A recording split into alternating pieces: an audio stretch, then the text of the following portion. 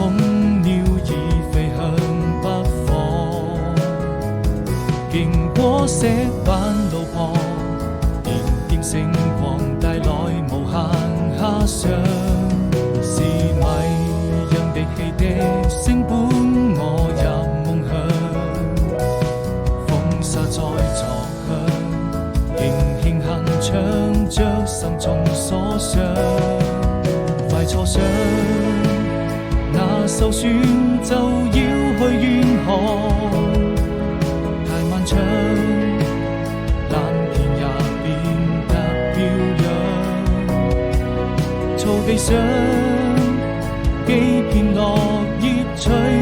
風飄蕩，彷彿你眼裏再沒有了淚光，伸出一雙翅膀，於過